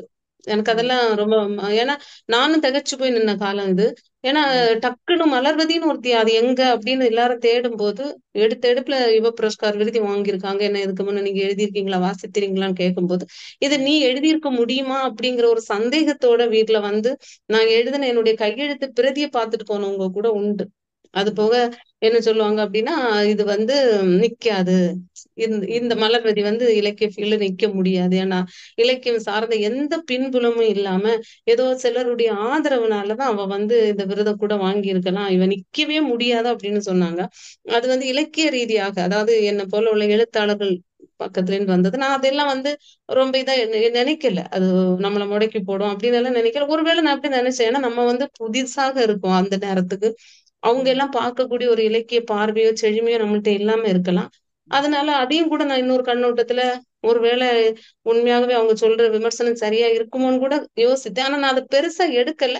நான் தொடர்ந்து எழுததான் செய்தேன். உடனே வந்து அடுத்த நாவல்கள், அடுத்த விஷயங்கள் வந்துட்டு இருந்தது. இன்னொரு விமர்சனங்கள் என்ன சொல்லுவாங்க அப்படின்னா, நீங்க சொன்ன மாதிரி எல்லாமே ஒரு வழிகளை கொடுக்கக்கூடிய படைப்புகளாக இருக்குது. கொஞ்சம் மாத்துங்க அப்படின்னு. அதுவும் நான் முயற்சி பண்றேன். இப்ப கருப்பட்டி தொகுப்பு படிச்சீங்கன்னா, அது ரொம்ப ஒரு சிரிப்பாகவும், கிண்டலாகவும் வருது. ஆனா அத தாண்டி வந்து நான் கொஞ்சம் நகைச்சுவையா கொண்டு போனா கூட, அந்த முடிவுல என்ன அறியாமலேயே ஒரு கனத்த புகுத்துறேன். ம். அது கொஞ்சம் சோகமாகவே போயிட்டுருக்கு. மலர்விதியா அது வந்து சோகமான ஒரு இது அப்படிங்கிறது ஒரு ஒரு விமர்சனம் வந்துட்டு இருக்கு. மத்தபடி வரும். எல்லாம் நல்லதும் வரும், கெட்டதும் வரும். நமக்கானது நம்ம எடுத்துக்கக்கூடிய ஒரு பலம் இருக்கு. அருமைங்க அக்கா. ஆக்சுவலா நீங்க ஆண்களை பத்தி எழுதல அப்படின்னு சொல்றது வந்து நான் படிச்ச நாவல்ல நான் ஏத்துக்க மாட்டேன். ஏன்னா ஆண்களையும் வந்து ரொம்ப அழகானவங்களா தான் நீங்க ஆ. காட்டியிருக்கீங்க அப்படிங்கறது என்னோட இது. காத்திருந்த கருப்பாயில வந்து சுந்தரி அவ்வளவு மெச்சோர்டா இருக்கிறாங்க அப்படின்னா அது கண்டிப்பா அவங்க அப்பா தான் காரணம். ஒரு வரி நீங்க சொல்லிட்டு இருக்கும் போது எனக்கு ஞாபகம் வந்தது. வாசல்ல கொண்டு போய் அந்த லாந்தர் லைட்டை வெய்யி வெளியில போறவங்களுக்கு ம். வெளிச்சம் வரட்டும் அப்படின்னு சொல்லி அவங்க அப்பா ஆமா. சுந்தரிகிட்ட சொல்ற மாதிரி ஒரு வாசகம். ம். இந்த மாதிரி சின்ன சின்ன வரிகள் வந்து இல்ல வந்து ஒரு பெரிய ஒரு இம்பாக்ட்ஃபுல்லா இருந்தது எனக்கு அப்படின்னு தான் வந்து நான் சொல்லுவேன். ஒரு டைம்ல எல்லாம் இது கனமா போகுது, ஓகே இதை மூடி வச்சுட்டு வேற ஏதாவது பார்க்கலாம் அப்படின்னு யோசிப்போம். ஓகே இவ்வளோ பேஜ் தான் இருக்கு, கிண்டல் சொல்லுது இன்னொரு 40% தான் இருக்கு, படிச்சு முடிச்சிடலாம் அப்படிங்கிற ஒரு எண்ணம் வரும். அப்ப கரெக்டா இந்த மாதிரி ஒரு லைன் வரும்போதுல அட இது நமக்கு ரொம்ப ரெசனேட் ஆகுதே, ஓகே படிப்போம். அது ஒரு இடத்துல ஒரு ஒரு ஒரு இடத்துல வந்து கொஞ்சம் கனம் இருந்தாலும் அடுத்த பக்கத்துல ஏதோ ஒரு விஷயம் வந்து அந்த கனத்தை வந்து பேலன்ஸ் பண்ணி கொண்டு வணக்கம். போற மாதிரியே ம். தான் ம். இருந்தது. அது ரொம்ப அருமையா இருந்ததுங்கக்கா. சோ இப்போ உங்களுடைய எதிர்கால திட்டம் என்ன? அடுத்தடுத்து கட்டுரைகளா போகணும்னு நினைக்கிறீங்களா, சிறுகதைகளா போகணும்னு நினைக்கிறீங்களா? எழுத்துலகத்துல அடுத்து ஒரு 5 வருஷத்துக்கோ 10 வருஷத்துக்கோ உங்களுடைய பிளான் என்னங்கக்கா? ம். எனக்கு இன்னும் கொஞ்சம் நாவல்களுக்கு மேல கவனம் இருக்கு. ஒரு 2 இல்ல கொஞ்சம் ஒரு இன்னொரு என்னன்னா, ரொம்ப நீளமா எழுத வேண்டாம். ஒரு 110, 100 இந்த மாதிரில கொண்டு போவோம். ஏன்னா என்ன அறியாம அது இழுத்துட்டு போகுது அப்படிங்கிற ஒண்ணு. 2வது என்ன அப்படின்னா, என்னுடைய வாழ்க்கைய கட்டாயம் எழுதணும். அ அது அதுல அத பத்தி ஒரு ஒரு எண்ணம் கொஞ்ச நாளாவே வந்துட்டு இருக்கு. இதுவரைக்கும் நம்ம வந்து எப்படி ஒரு படைப்பு சார்ந்து எழுதும்போது நான் எப்படி ஒரு உண்மையான ஒரு கதாபாத்திரங்களை வச்சேனோ அப்ப இந்த மலர்வதியினுடைய வாழ்க்கையினுடைய சில உண்மை நிலைகள் இந்த சமூகத்துக்கு ஒருவேளை ஒரு பாடமா கூட இருக்கலாம். ஏன்னா நிறைய தன்னம்பிக்கை இழந்த பெண்களுக்கு ஒரு ஏதோ ஒரு சூழல்ல பின்னால வந்த மக்களுக்கு நிச்சயமா அது ஒரு நம்பிக்கை கொடுக்கக்கூடியதா அமையும். அதனால அதை பத்தி ஒரு தீவிரமான ஒரு எண்ணம் எனக்குள்ளால இருக்கு. இன்னும் கொஞ்சம் நாவல்கள் தான், நாவல்கள் மேல எனக்கு ஒரு கவனம் இருக்கு. அப்படி ஒரு 5 ஆண்டுகளுக்குள்ளால சில விஷயங்களை முடிக்கணும்னு நினைக்கிறேன். ரொம்ப அருமைங்கக்கா. இப்போ என்னுடைய அடுத்த கேள்வி என்ன அப்படின்னா வந்து நான் வந்து ஈரோடு ஓரளவுக்கு ஒரு மிடில் டவுன்ல இருந்து பிறந்து வளர்ந்த ஒரு ஆள். என்னுடைய கல்லூரி படிப்புக்காக நான் சென்னை போனேன். எங்க ஊர்ல ம். தமிழ் புத்தகங்கள் வாசிக்கிற பழக்கம் தான் ரொம்ப ஜாஸ்தி இருந்தது. எனக்கு ம். சென்னை போனதுக்கு அப்புறம்ல அந்த தமிழ் புத்தகத்தை விட நான் படித்த கல்லூரிகள்ல வந்து அந்த ஆங்கில புத்தகங்கள், அதுவும் அந்த ம். ஃபிக்ஷன் அப்படிங்கக்கூடிய கதைகள், அந்த அந்த அந்த வெக்காபுலரி என்னதான் இங்கிலீஷ் மீடியம்ல படிச்சிருந்தாலும் ஒரு டிக்ஷனரியை ரெஃபர் பண்ணி தான் படிக்கணும் அப்படிங்கிற புத்தகங்களை தான் வந்து என் கூட பயணிச்சவங்க வந்து படிச்சுக்கிட்டு இருந்தாங்க. அப்படி ம். இருக்கிற நம்ம தமிழ் பிள்ளைங்க உங்களை மாதிரி ஆசிரியர்களோட கதைகளை படிக்கணும் அப்படிங்கிறதுக்கு என்ன மாதிரி விஷயங்கள் ஒரு நாவல் ஆசிரியராவோ இல்ல ஒரு எழுத்தாளராவோ இந்த இளைய தலைமுறையை அப்ரோச் பண்றதுக்கு நீங்க ஏதாவது பிளான் வச்சிருக்கீங்களா? அதுதான் என்னுடைய அடுத்த தமிழ் கேள்வி. தமிழ் வாசிப்புக்கு கேக்குறீங்களா? நம்ம தமிழ் வாசிப்புக்கு பிளஸ் இப்ப தமிழ் வாசிப்புலயே வந்து இப்ப நம்ம இது பொன்னியின் செல்வன் திரைப்படம் வந்தங்காட்டி ம். தான் நிறைய பேர் அந்த நாவலை அதுவும் இங்கிலீஷ்ல தான் சரிதான். நிறைய பேர் வாங்கி படிச்சாங்க. தமிழ்ல அந்த யங்கர் ஜெனரேஷன், அதாவது 80 90 அதுக்கப்புறம் பிறந்தவங்க வந்து தமிழ்ல படிக்கிறது அப்படிங்கிறது வந்து ஒரு சாரார் கண்டிப்பா இருக்காங்க, நான் இல்லைன்னு சொல்ல மாட்டேன். பட் ம். ஆங்கிலத்துல படிக்கவங்க இன்னும் ஜாஸ்தியா இருக்காங்க. அப்படி இருக்கிறவங்க தமிழ் புத்தகங்கள் நம்மளுடைய அஹ், அதாவது நம்மளுடைய ஊர் பக்கங்கள்ல இருந்து வரக்கூடிய எழுத்தாளர்களுடைய எழுத்துக்களை படிக்க வைக்கிறதுக்கு உங்களுக்கு ஏதாவது யோசனைகள் இருக்கா? அந்த சைட்ல கவனம் செலுத்த ஏதாவது எண்ணம் இருக்கா அப்படிங்கிறது என்னுடைய அது அடுத்த. முழுக்க முழுக்க நம்ம கல்வித்துறையில இருந்து தான் இந்த முயற்சி ஆரம்பிச்சா நல்லா இருக்கும் அப்படின்னு நினைக்கிறேன். அப்படின்னா அது இன்னும் கொஞ்சம் கொண்டு போகலாம் அப்படின்னு நினைக்கிறேன். இப்ப நான் நிறைய கல்லூரி தளங்கள், பள்ளி இதெல்லாம் நான் பிள்ளை மாணவர்களோடு போகும்போது சுத்தமாகவே வாசிப்பு இல்ல. வாசிப்புக்கான ஒன்று அதீத கல்வி அழுத்தம். அதையும் நம்ம சொல்லித்தான் ஆகணும். அது நிறைய மாணவர்கள்ட்ட இருந்து நான் பகிர்தலுக்காக அவங்களோட பேசும்போது, அவங்களுக்கு இன்னொரு பக்கத்த திரும்பி பார்க்க முடியாத அளவுக்கான ஒரு மதிப்பெண் சார்ந்த கல்வி அழுத்தம் இருக்கிறனால, அது ஒரு பெரிய பிரச்சனையாவே நமக்கு இங்க பார்க்க முடியுது. நம்ம வளர்ந்த சூழலுக்கும் இது ரொம்ப வித்தியாசப்பட்டு போகுது. 2வது இந்த வாசிப்ப நம்ம இப்போ திணிக்கக்கூடிய ஒரு கட்டாயங்கிற மாரி தான் போயிட்டு இருக்கு. ஆனா இந்த வாசிப்பு நான் என்ன சொல்றேன்னா, இப்ப நமக்கு ஊர்கள் தோறும் நூலகங்கள் இருக்கு, கல்லூரிகள்ல இருக்கு, பள்ளி சார்ந்து கூட இருக்கு. அப்போ ஒரு குறிப்பிட்ட நாவல்கள முதல்ல நம்முடைய பேராசிரியர்கள் வாசித்து முடிச்சிருக்கணும். அவங்களுடைய பார்வைக்கு அந்த நாவல்கள் இது இந்த இளைய சமூகத்துக்கு போகும்போது, இது என்ன எப்படி இருக்கும் அப்படிங்கிறது அவங்களுக்கே தெரியும். இப்போ நான் எல்லாம் கொஞ்சம் தான் வாசித்திருப்பேன். ஆனா, அ அந்த வாசிப்பே அது எவ்வளவுக்கு தேவை நம்முடைய இளைய சமூகத்துக்கு நம்ம புரியும்போது, அப்ப இன்னும் இந்த பேராசிரியர்கள் அதிகமான ஒரு வாசிப்புக்கு போணும். அந்த வாசிப்புல போய் அவங்க தேர்ந்தெடுக்கக்கூடிய புத்தகங்கள், அந்த வாசிப்ப மாணவர்களுக்கு அறிமுகப்படுத்துறது, அந்த படைப்புகளை கல்லூரி தளங்கள்ல கொண்டு போறது. எப்படியும் ஒரு மாதத்திற்கு ஒரு முறையாவது இந்த வாசிப்புக்கான களத்தை ஒருங்கிணைக்கிறது. அது ஒண்ணு என்னன்னா, நம்ம இன்னைக்கு அந்த வாசிப்பு நாங்க வாசிக்கல அப்படின்னு ஒரேடி நீங்க சொல்லிடாதீங்கன்னு இளையோர்கள் சொல்றாங்க. அவங்க நம்ம இதுல ஃபோன்ல இதெல்லாம் வாசிப்பையும் ஒரு வாசிப்பாக உள்ளடக்கி இருக்காங்க. அந்த வாசிப்பினுடைய தீவிரத்தன்மை இன்னைக்கு ஊர்ப்புற நூலகங்கள் எல்லாமே எல்லாமே ஒரு ஒதுங்கி போன ஒரு நிலையில இருக்குது. அதுக்கு அருகாமையில இருக்கக்கூடிய பள்ளி அத பயன்படுத்தல, ஆசிரியர்கள் பயன்படுத்தல, மாணவர்கள அங்க கூட்டிட்டு போகல. நான் அத கள ஆய்வுல பார்க்கிறேன். இது அந்த ஒரு தொடர்பு நூலகங்களோடும், அப்புறம் பேராசிரியர்கள் அந்த வாசிப்போடு இருந்து அத மாணவர்களுக்கு கடத்தி செல்வது ரொம்ப ஈஸியான ஒரு விஷயமா தான் முடியும். ஏன்னா மாணவர்கள் அவங்க கையில இருக்காங்க. இப்ப நம்ம வீடுகள் போய் தேடுறத விட, அந்த களத்திலே இருந்து பிள்ளைங்கள அந்த வாசிப்புக்கு அடுத்த கட்டத்துக்கு நகர்த்துனா, இன்னும் அது விரிவான ஒரு இது வரும். இப்போ அங்கங்கே நமக்கு இது புத்தக திருவிழா வருது. அங்கேயும் என்னன்னா, ஒரு வியாபாரத்தெல்லாம் இன்னொரு விதமா மாறிடுச்சு. அங்க அது மேடையா இருக்கட்டும், இங்க கீழயா இருக்கட்டும், திருவிழா கோலங்கிறது வெறும் அ எப்படி மாறி இருக்குன்னா, அந்த சாப்பாடு அரங்கமாகவும், வேற கலைகள் சார்ந்த ஒரு விஷயமாகவும், அந்த புத்தகத்திற்கான ஒரு இது இல்ல. கல்லூரிகள் போனோம் அப்படின்னு சொன்னா, அவங்க போய் ஏதோ சாப்பிடுறாங்க, இது பண்றாங்க, வந்துடுறாங்க. அந்த ஒரு வாசிப்பினுடைய களம் கூட குறையுது. அது நான் என்ன பொறுத்தவரை நான் என்ன சொல்லுவேன்னா, கல்வித்துறை அது நம்முடைய அரசு சார்ந்து சில புத்தகங்களை பரிந்துரைச்சு, அத மாணவர்கள் கட்டாயமா படிக்கக்கூடிய ஒரு சூழல உருவாக்குனா, வாசிப்பை இன்னும் விரிவுபடுத்தலாம்னு நெனைக்கிறேன். ரொம்ப அருமையா சொன்னீங்கக்கா. என்னுடைய கடைசி கேள்வி, உங்களுடைய புத்தகங்கள் எல்லாத்துலயும் அந்த கவர் பேஜ் இருக்கு இல்லைங்களா, அது ம், டிசைன் பண்றதுல உங்களுடைய இன்வால்மெண்ட் எவ்வளவு இருக்கு? ஏன்னா புத்தகத்தோடைய பெயர், புத்தகத்துடைய கவர் பேஜ், புத்தகத்தோடைய கருத்து, இது ம், மூணையும் வெளியில இருந்து பார்க்கும்போது ரிலேட்டே ஆகாத மாதிரி இருக்கு. ஆனா அந்த புத்தகத்தை ம், படிச்சு முடிக்கும் பொழுதுல்ல, அது ம். மூணுக்கும் உண்டான கனெக்ஷன் ரொம்ப அழகா இருக்கு. சோ புரிஞ்சு அதை பத்தி போகும். கொஞ்சம் வார்த்தைகள் சொல்ல முடியுமா ப்ளீஸ்?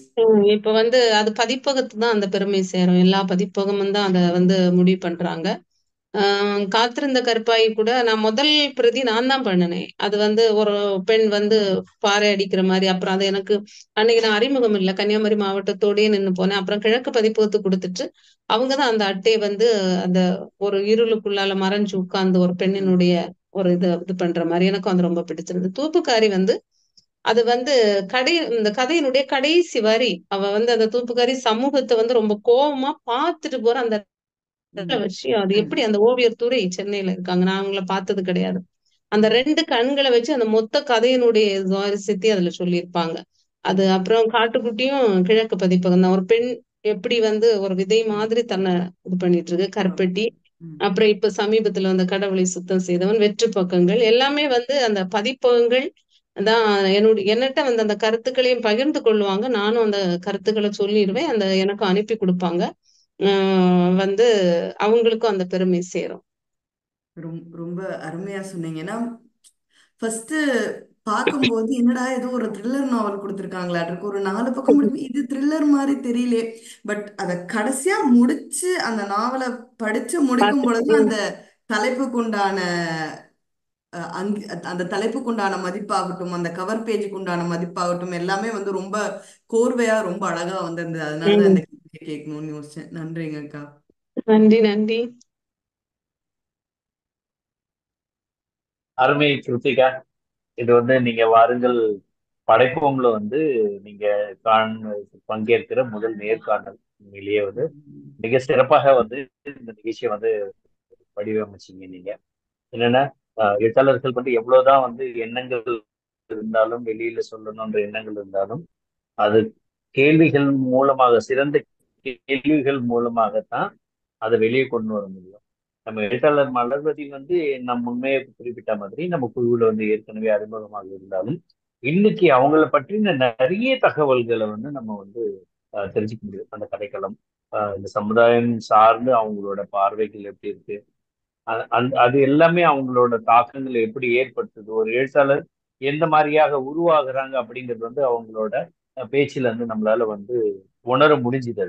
அதுக்கு வந்து காரணம் வந்து கிருத்திகா உங்களுக்கு தான் வந்து அந்த பாராட்டுகள் வந்து சேரும். நல்ல சிறப்பான ஒரு கேள்விகளை வந்து வடிவமைச்சிருந்தீங்க.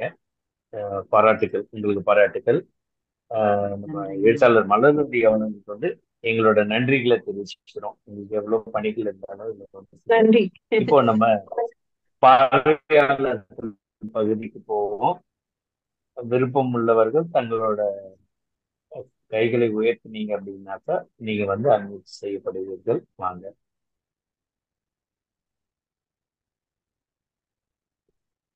அதாவது நீங்க பேசுறது நீங்க பேசும்போது நகைச்சுவை உணர்வு அதிகமா இருக்கிற மாதிரி நான் எழுதுவேன் அப்படின்னு ஆனா நீங்க பேசுறதுல அப்படி தெரியல, ரொம்ப கரார் பேர் வழி மாதிரி தான் தெரியுறீங்க.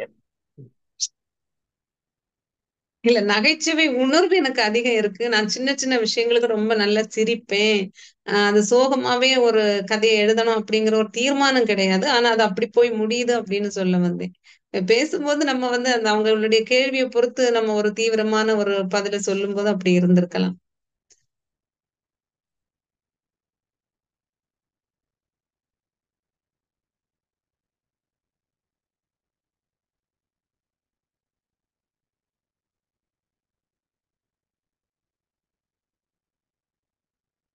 குமரன் அண்ணா மியூட்ல இருக்கீங்க.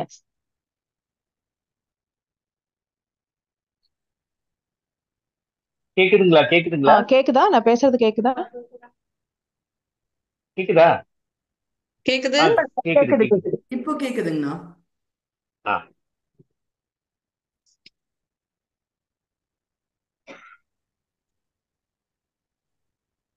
பொன்னி ஏழுமலை ஐயா, நீங்க கேட்கலாம். உங்க அன்மியூட் பண்றேன். கேளுங்க ஐயா. வணக்கம். வணக்கம். இந்த நிகழ்ச்சி நான் குறைஞ்சபட்சம் ஒரு 5 நிகழ்ச்சி தான் பார்த்துருப்பேன்னு நினைக்கிறேன். ஆனா ரொம்ப சிறப்பா இருக்குது. அது எப்படி நீங்க தேர்ந்தெடுக்கிறீங்க? அதை கேள்வி கேட்கிறவங்க அப்புறம் வந்து செவி பண்ணக்கூடிய எழுத்தாளர்கள்லாம் ரொம்ப சிறப்பா நடக்குது. இதுக்கு என்னுடைய மகிழ்ச்சியும் பாராட்டுதல். முதல்ல ஆரம்பிக்கும் போது இன்றைய கேள்வியாளர் வந்து கிருத்திகா வந்து கிருத்திகா மதுவா, ஆமா, அவங்க வந்து ரொம்ப சிறப்பா அதாவது நான் பொறியாளர், நான் தமிழறிஞரும் கிடையாது, பெரிய படிப்பாளியும் கிடையாது, கதைகள்லாம் அதிக படிக்க என்னுடைய படிப்புகள் எல்லாம் பள்ளி நாட்களோட போயிடுத்து. நான் டாக்டர் வரதராசரனுடைய புத்தகங்கள் தான் படிப்பேன். நான் எனக்கு மீதி புத்தகங்கள்லாம் பிடிக்காது. ஏன்னா கதைகள் மலிந்து கருத்துக்கள் குறைந்த விஷயங்கள்ல வந்து எனக்கு பள்ளி நாட்கள்லயே ஈடுபாடு கிடையாது. கதைகள் மிகுதியா இருந்தா அதை படிக்கவே மாட்டேன். கதைகள் வந்து ஒரு சும்மா ஒரு தொடர்பு படுத்தணும், அதுல கருத்துக்கள் அதிகமா இருக்கணும், அப்படிப்பட்ட. அதனாலதான் எனக்கு இந்த கதைகள்ல வரல. இன்னைக்கு ரொம்ப அழகா சொன்னாங்க. அதாவது எழுத்தண்ணி படித்தல் அப்படின்னு சொல்லுவாங்க. ஒரு விஷயத்த வந்து உள்வாங்கி அதை வெளிப்படுத்துறதுன்றது வந்து ஒரு மிகச்சிறப்பான ஒரு ஆளுமை, திறமை. அதை வந்து அவங்க நல்லா பண்ணாங்க. அதுவும் பிறமொழி கலப்பு இல்லாம பேசுனது எனக்கு ரொம்ப பிடிச்சிருந்தது. இது இயல்பு நடை இருந்தது. அவர்களுக்கு என்னுடைய பாராட்டுகளும் வாழ்த்துக்களும். எழுத்தாளர் மலர்வதி, எனக்கு அந்த பேரை வந்து எனக்கு புதுசா இருந்தது. மலர்வதின்ற பேரை நான் வந்து இதுவரையிலும் நான் கேட்டதில்லை. அது எப்படி, அதனுடைய பொருள் என்னம்மா அப்படின்னு சொல்லுங்க. ஒண்ணு. ரெண்டாவது, நான் 1990களில் சொல்றேன். இப்போ 4 வருஷம் 90களில் வந்து ஒரு கருத்தரங்கத்துல வந்து என்னன்னா மைதிலி சிவராமனுக்கு எனக்கும் வந்து ஒரு வாக்குவாதம் வந்திருக்கு. அது என்ன ஆயிப்போச்சுன்னா, அப்ப அந்த இடத்துல வந்து பெண்கள் வந்து தங்களுடைய அலங்காரங்களை குறைத்து கொண்டு அறிவை வந்து வெளிப்படுத்தும் விதமாக நடந்து கொள்ள வேண்டும், அலங்காரங்களையும் உடைகளையும் குறைத்து கொள்ள வேண்டும் சொன்னதே அவங்க வந்து ரொம்ப கடுமையான எதிர்த்தாங்க. அது அப்ப அவங்க வந்து ஒரு மார்க்சிஸ்ட் கம்யூனிஸ்ட் கட்சியில் இருக்கிறவங்க வந்து எதிர்த்தாங்க. அதை பத்தி நீங்க என்ன நினைக்கிறீங்க? அது வந்து பெண்களுடைய உரிமை, ஆண்களே நீங்கள் வந்து அதை அதை வந்து உங்கள் தாக்கம் கூடாது, அப்படி நீங்க ஒழுங்கா இருந்துக்குங்க, எங்களை கட்டுப்படுத்தாதீங்க அப்படின்ற அளவுக்கு அவங்க சொன்னாங்க. அதாவது நம்ம விரும்பாத புறச்சூழல் வந்து ஆணாதிக்க சமூகமா இருக்குது. அப்படிப்பட்ட நேரத்துல இந்த இந்த இது எப்படி நீங்க உணர்றீங்க? இதையே இன்னொருத்தருக்கிட்டையும் கேட்டேன். MIDS, Madras institute of development ஸ்டடீஸ்ல உச்ச நீதிமன்றத்துல வழக்கறிஞரா இருக்கிற ஒரு பெண்மணி வந்திருந்தாங்க. அவங்களுடைய பேரோட வந்து அவங்க கணவரோட பேரை இணைச்சிருந்தாங்க. இப்போ அவங்களையும் அதே மாதிரி கேட்டேன், நீங்க எதுக்கு உங்க கணவரோட பேரை இணைச்சிருக்கீங்க, உங்க கணவர் உங்க பேரை இணைப்பாரான்னு கேட்டேன். ஆனா அவங்களும் அந்த வட்டத்துல இருந்து வர விரும்பல. அவங்க நான் இது வந்து எனக்கு விருப்பம், அவர் படுறாங்க இல்லையா எனக்கு விருப்பம் அப்படின்றது அந்த கல்ச்சர்ல இருந்து அந்த வட்டத்துல இருந்து வர விரும்பல. நான் சொல்றது இவங்க 2 பெண்களும் வந்து மெத்த படித்தவர்கள், நல்ல அனுபவம் உள்ளவர்கள். இவர்கள் வந்து என்னுடைய 2 பார்வைகளுக்குடைய இருக்கக்கூடிய ஒற்றுமையா முரண்பாடா என்னன்றது கொஞ்சம் சொல்லுங்க. நன்றி. நன்றி. நன்றி. நன்றி. ரொம்ப நல்ல கேள்விகள் வச்சிருக்கீங்க. முதல்ல வந்து நீங்க மலர்வதி பெயர் கேட்டதில்லை அப்படின்னு சொன்னீங்க.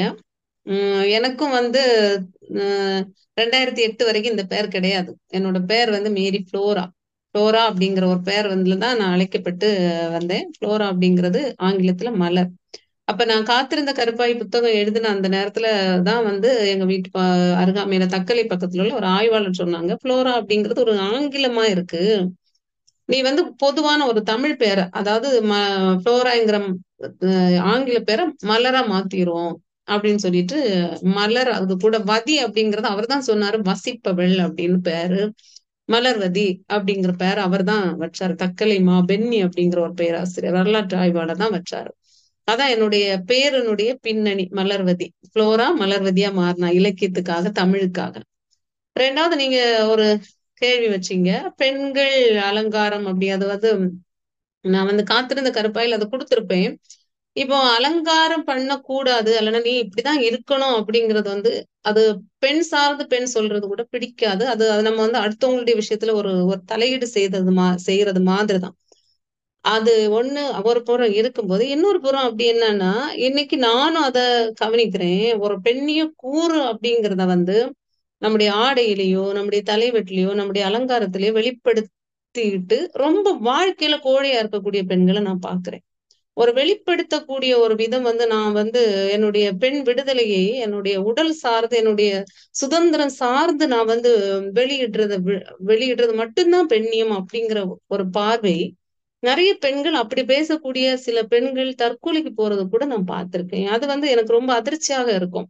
ஒரு பெண் ஆளுமை அப்படிங்கிறது வந்து இது மட்டும் கிடையாது அப்படிங்கறதுதான் என்னுடைய ஒரு இது. அதான் அப்படின்னா, இன்னைக்கு வந்து அலங்காரம் செய்வது வந்து உன்னுடைய ஆளுமையை அது வளர்த்து கொள்ள உதவுது அப்படின்னா நீ செய்துக்கோ. நான் அதை சொல்லுவேன். உன்னுடைய ஆளுமை வந்து உனக்கு பலப்படுத்துதா, ஒரு நேர்த்தியான ஒரு ஆடை அல்லனா ஏதோ ஒண்ணு வந்து நம்மள பண்ணும்போது, நான் ஒரு தைரியமான ஒரு பெண்ணா என்ன உணர்றேன் அப்படின்னு பண்ணிக்கோ. இல்ல இந்த அலங்காரமோ இந்த இதுவோ வந்து ஒரு இன்னொருத்தர நான் நான் நல்லா இருக்கேன் அப்படிங்கிற மாரி ஒரு வெளி அடையாளத்துக்காக பண்றதுக்கான ஒரு விஷயம் தேவையா அப்படின்னு நானே சிலர் கூட பேசியிருக்கேன். ஆனா அது அவங்கவங்க சொந்த விஷயம். நம்ம அதுல போய் நின்னுகிட்டு, நீ இத பண்ணாதேன்னு சொல்ல முடியாது. ஆனா நான் சொல்றது என்ன அப்படின்னா, நீ வந்து ஒரு ஒரு விடுதலை கூறு அப்படிங்கிறத வந்து அது நான் வந்து என்னுடைய கைதப்பூ நாவல்ல எழுதியிருக்கேன்.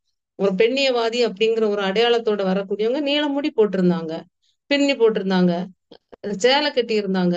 ஆனா அவங்க சமூகத்துல பாதிக்கப்பட்ட பெண்களுக்காக நிக்கிறாங்க. அப்ப அவங்கள பார்த்த உடனே வந்து ஒரு பெண்ணியவாதி அப்படின்னு தெரியல. ஆனா அவங்களுடைய வாழ்க்கைய பார்க்கும்போது தெரிஞ்சது. அது வந்து அது நான் நெறைய பெண்கள் அது இப்ப நம்ம வீடுகள்ல இருக்கக்கூடிய அம்மாக்கள் கூட பெண்ணியம் பேசியிருக்க மாட்டாங்க. என்னுடைய அம்மாவா இருந்தாலும் சரி, அவங்களுக்கு எழுத படிக்க கூட தெரியும். ஆனா அவங்களுடைய வாழ்க்கைய நான் உற்று பார்க்கும்போது ஒரு சிறந்த ஒரு பெண்ணா இருந்திருக்காங்க.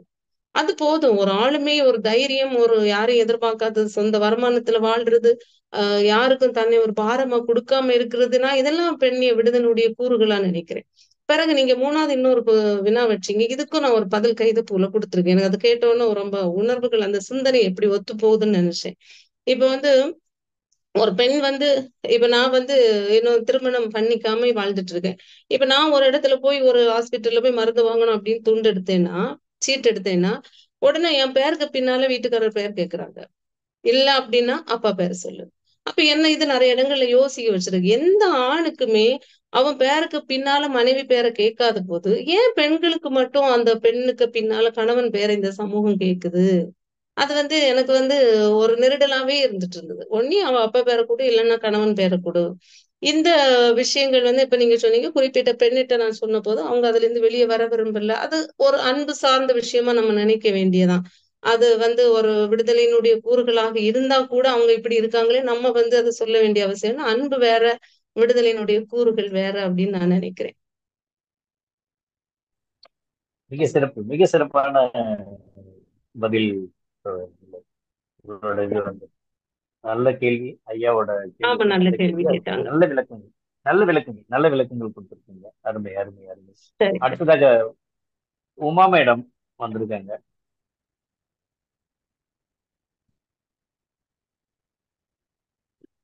உமா மேடம், நீங்க பேசலாம், வாங்க. நீங்க அன்மியூட் பண்ணலாம் உமா மேடம்.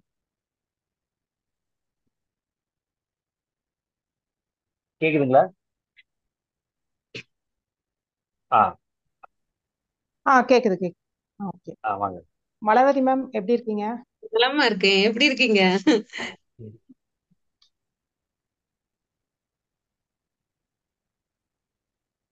இருக்கேன். ஆ, நீங்க உங்க அண்மையில ஒரு முகநூல் பதிவுல கூட எழுதியிருந்தீங்க. அதாவது எளிமையான மனிதர்களை பாக்குறப்போ என் கண்கள் பனித்து விடுகின்றன அப்படின்னு. ம். உம் ஒரு ஆஹ் ஒரு அம்மா வந்து பேருந்துல ஏறினப்போ ஆமா, சரி, ஆமா. ஒரு நகைக்கடைக்கு போயிருந்தப்போ சரி, அந்த மாதிரி ஆமா.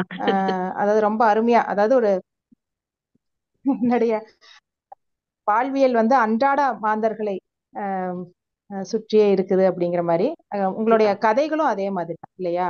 ஆமா. அன்றாட வாழ்க்கையில சந்திக்கிற அந்த மாந்தர்களுக்கு ம். அவங்க உணர்வுகளை படுத்துற விதமா இருக்கும். இதுதான் உங்களுடைய ஒரு ஆமா. அம்சம். நானும் அவங்களோடயே பயணிச்சுட்டு இருக்கேன். அந்த வாழ்க்கைய தான் நானும் வாழ்ந்துட்டு இருக்கேன். அது அது பிடிச்சிருக்கோ என்னமோ தெரியல. அதுல ஒரு சுவாரஸ்யம் இருக்கு. நெறைய பார்க்க முடியுது எனக்கு. அது நான் ஒரு எழுத்தாளர். நான் இப்படிதான் இருப்பேன்னு என்ன வந்து அங்கிருந்து நான் பிரிச்சுட்டேன் அப்படின்னா, எனக்கு சில விஷயங்கள் கிடைக்காம போயிருமோன்னு நினைச்சு, நானும் அதுக்குள்ளேயே போயிட்டு இருக்கேன். ஓ, ஓகே. உண்மைதான்.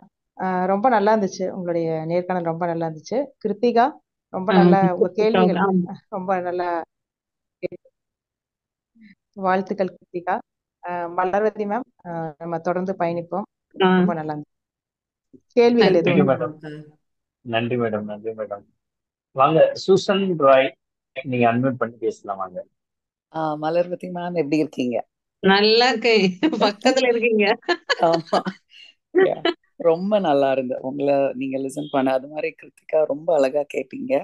ஆமா அந்த கிருத்திகா சொன்னதுல நான் ரொம்ப அக்செப்ட் பண்றது, மலர்வதி மேமோட நாவல்ஸ் படிச்சதுமே எப்படி சொல்ல, அந்த காட்டுக்குட்டி வந்து அந்த அவங்க அந்த மக்களுக்கு மேல உள்ள கண்ணோட்டமே எனக்கு மாறிட்டு. ஓகே, நான் நிறைய பேரை தப்பா தான் யோசிப்பேன், இப்படி இருக்காங்க. பட் அவங்க அதுல சொன்ன அந்த வலி, அது வந்து அதை வாசிச்சு முடிச்சு எவ்வளோ நாள் அந்த பெயின் இப்போ யோசிச்சாலும் அது இருக்கு. ஓகே, ஸோ நீங்க அதை சொல்லும் போது நான், ஏன்னா நிறைய பேர் அந்த நாவல் படிக்கிறதே இல்லை, அப்படிதான் மலர்வதி மேம். ஆமா காட்டுக்குட்டியை பத்தி நிறைய பேர் படிக்கிறது பேசுறது இல்ல. இல்ல. அவங்க தூப்புக்காரியிலேயே வச்சிருக்காங்க இன்னும், அதுக்கு பிறகு இருக்கு. நான் அதை அது ஒரு பெரிய படிச்சுட்டு, கஷ்டமாச்சு, அங்கேயே 10 ஆமா வருஷத்துக்கு முன்னே விட்டுருக்காங்க. ஆமா, நான் அதை ரொம்ப எப்படி சொல்ல, ரொம்ப அப்ரிஷியேட் பண்ணி இப்போ வரைக்கும் ஸ்டூடெண்ட்ஸ் கிட்ட சொல்லுவேன், அதை ஆமா. நீங்க படிக்கணும். அதை படிச்சாதான் உங்களுக்கு வந்து நிறைய அது மாதிரி சில மூவிஸ் கூட பார்க்க சொல்லுவேன். அதை பார்த்தாதான் அப்போ இவங்க நீங்க எப்படி சென்டென்சஸ் எல்லாம் என்ஜாய் பண்ணி படிச்சீங்களோ, அது மாதிரி மலர்வதி மேமோட நிறைய ரைட்டிங்ல நிறைய சென்டென்ஸ், அவங்க வந்து அந்த தாமரையை சொல்லுவாங்க, சகதியில இருந்தாலும் அது வெளியே வந்து மலர்ந்து இருக்கிறத சொல்லுவாங்க. அப்புறம் இன்னொரு சென்டென்ஸ் சொல்லுவாங்க, என்ன, இலைகளின் அதிர்வு, அப்படித்தானே மேம்? கிளைகளின் ஊருக்கு சலனம், தெரியும், சலனம் ஊருக்கு வேர்களின் தெரியும், அழுகை வேறு யாருக்கு தெரியும். வேறு அழுகை யாருக்கு. அப்படி அந்த ஒரு சென்டென்ஸா இருக்கும், அவ்வளோ அழுத்தமா, அவ்வளோ அழகா. அவங்களுக்கு வந்து கவிதையும் சரி, ரைட்டிங்கும் சரி, அப்படியே பர்த்லேயே வந்தது மாதிரி. நம்ம எல்லாம் கஷ்டப்பட்டா கூட ஓகே, இல்ல நம்மள கவிதை எழுத சொன்னா ப்ரோஸாட் எழுதி வைப்போம். அதனால அதை லிசன் பண்றது ரொம்ப சந்தோஷமா இருந்து. கிருத்திகா மேம்க்கு ரொம்ப thanks. And Malarvathi ma'am, thank you so much. Okay, thank you. Thank you madam, thank you for thank you.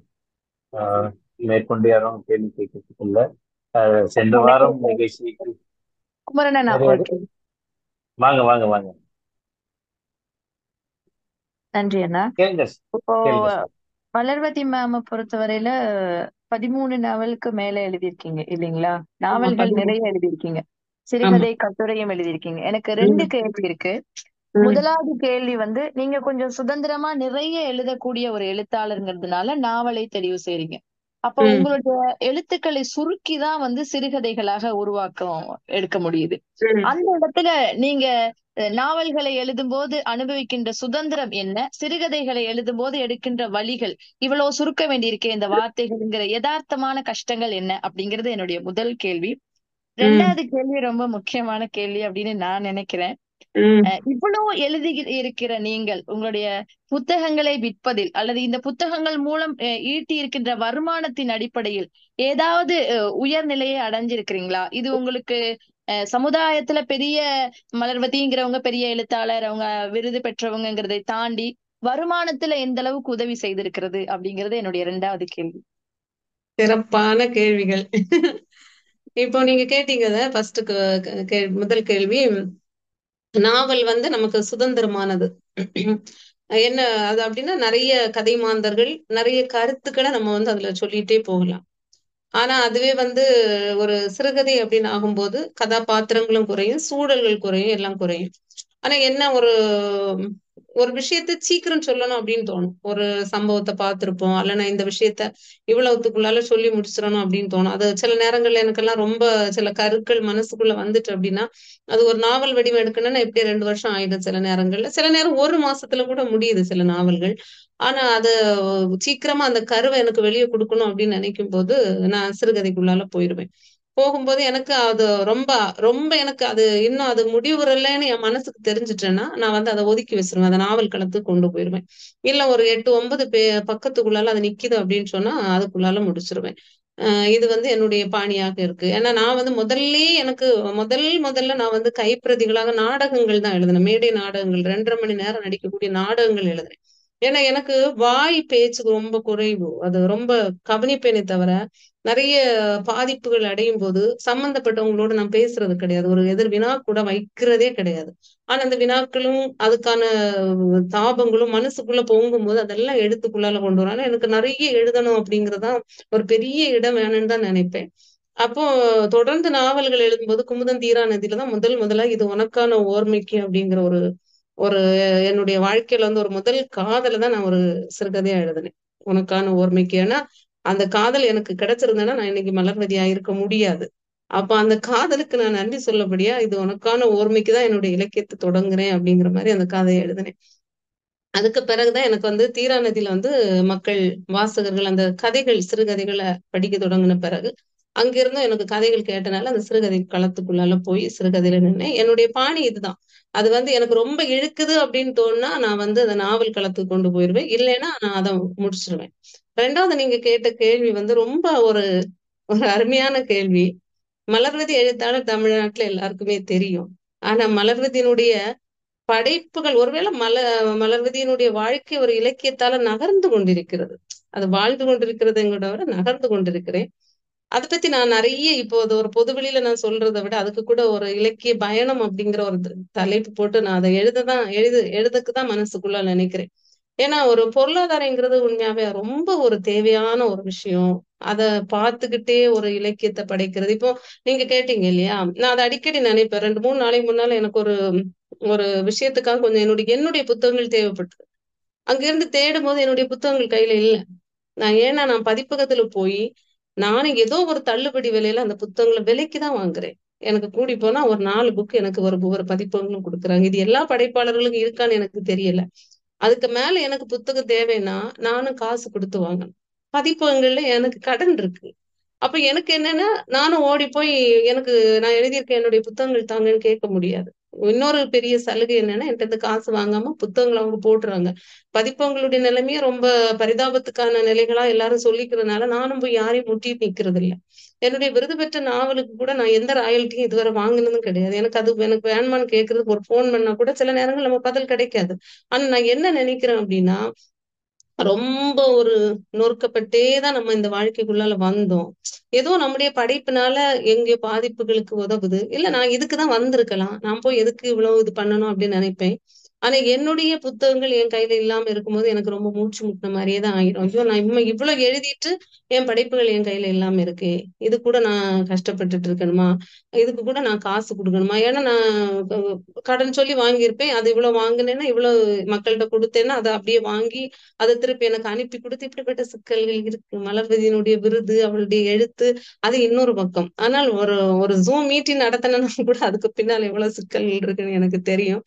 ஆனா பழகி போகுது. நிச்சயமாக ஒருவேளை நினைப்பேன் அடித்தட்டு சார்ந்து நம்ம எழுதுறதுனால கூட இப்படி இருக்கலாமோ அப்படின்னு நினைக்கிறேன். நான் இதை பத்தி யாருகிட்டயும் முறையிட்டது கிடையாது. நீங்க கேட்டதுனால நான் இதை பத்தி சொல்றேன். அந்த எழுத்து நமக்கு வந்து அந்த இப்ப நான் உங்களை எல்லாம் பாக்குறேன். நமக்கு நிறைய இடங்கள் கிடைக்குது.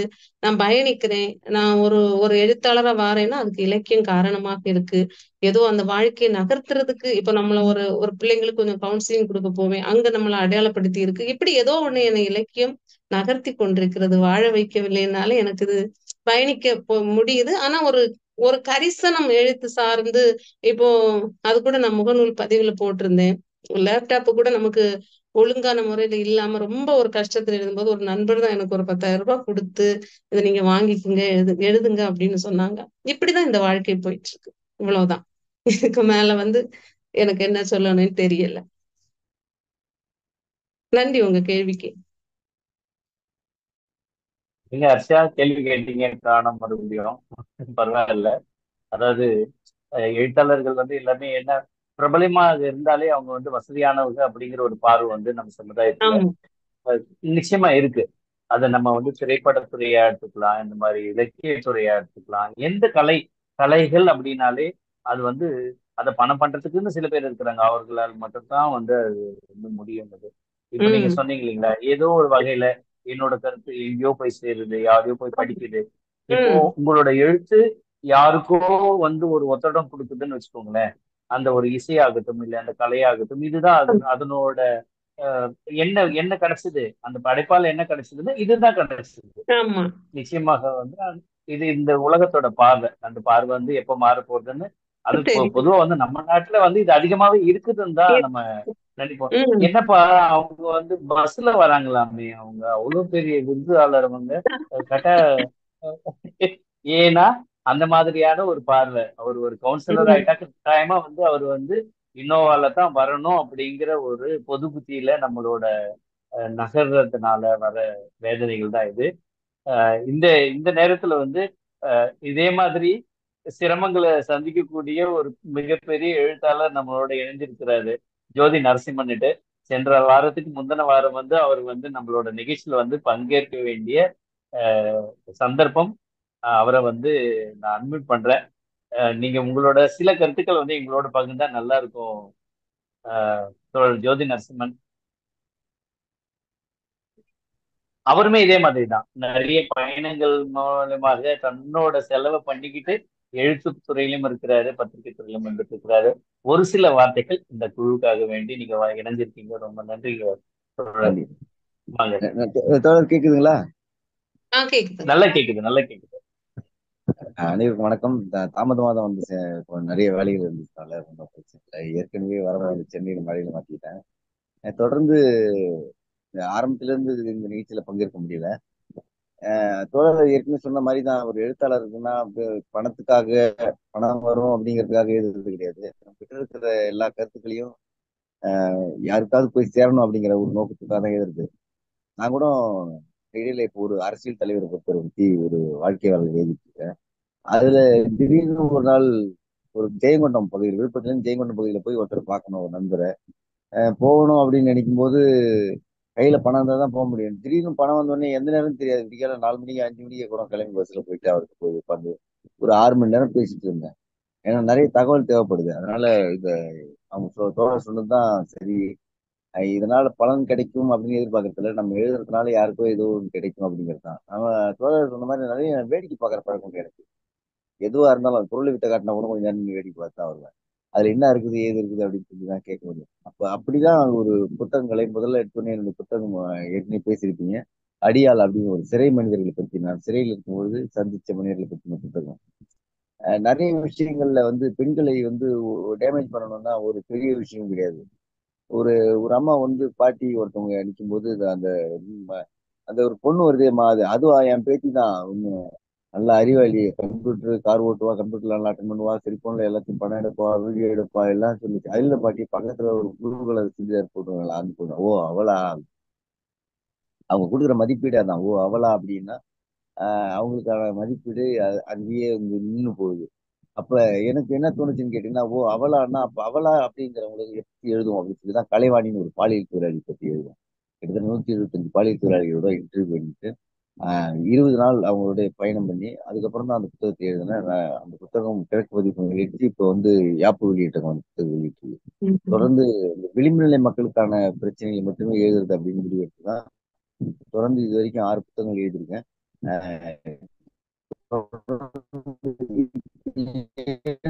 கையில இருக்கிற புத்தகங்களும் அரசியல் 1919 தோங்குச்சு. அதுல இருந்து இன்னைக்கு வரைக்கும் இருக்கிற அரசியலை வந்து எல்லாரும் ஆய்வு கட்டுரைகளாக தான் கொடுத்துருக்காங்க. நான் அது ஒரு நாவல் வடிவமா மாற்றி எல்லாரும் படிக்கக்கூடிய விதமா அதை மாற்றி எழுதுற வேலையை தான் எழுதிட்டு இருக்கேன். தொடர்ந்து எழுதுற வேலைகளை இருக்கிறேன். எழுதுறவங்களோட சந்திச்சத ரொம்ப மகிழ்ச்சி. ரொம்ப நன்றி தோழர், ரொம்ப நன்றி. உங்களோட வேலைக்கு இடையில வந்து இந்த நிகழ்ச்சியில வந்து கலந்துக்கிட்டு உங்களோட கருத்துக்களை பகிர்ந்து மிக்க நன்றி தோழர். நம்மளோட நிகழ்ச்சி குறிப்பிட்ட நேரத்தையும் தாண்டி வந்து போயிருக்குது. மிக்க மகிழ்ச்சி. அதாவது கிருத்திகா வந்து நன்றி உரை சொல்றதுக்கு முன்னாடி இந்த நிகழ்ச்சியை பத்தி மலரதி தோழர் நீங்க ஏதாவது சொல்லணும்னாக்கா நீங்க சொல்லலாம்.